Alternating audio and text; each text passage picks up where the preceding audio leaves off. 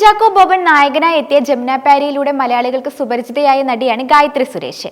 ജമുന പ്യാരിയുടെ വിജയത്തിന് ശേഷം നിരവധി ചിത്രങ്ങൾ താരത്തെ തേടിയെത്തിയിരുന്നു. സോഷ്യൽ മീഡിയയിൽ വളരെ സജീവമായ താരം ഇടയ്ക്ക് തന്റെ ചിത്രങ്ങളും വിശേഷങ്ങളുമായി എത്താറുമുണ്ട്. ഇപ്പോൾ ഇതര ഭാഷാ ചിത്രങ്ങളിൽ സജീവ സാന്നിധ്യമാണ് ഗായത്രി സുരേഷ്. അഭിമുഖങ്ങളിലൂടെയുള്ള ചില തുറന്നു പറച്ചിലുകളും സമൂഹ മാധ്യമങ്ങളിൽ താരം നടത്തുന്ന പ്രസ്താവനകളും പലപ്പോഴും താരത്തിനെ ഏറിൽ കയറ്റുന്നതാണ്. അങ്ങനെ ട്രോളുകളിലൂടെ തന്നെ പ്രശസ്തി നേടിയ നടിയാണ് താനെന്ന് ഗായത്രി തന്നെ തുറന്നു സമ്മതിച്ചിട്ടുമുണ്ട്.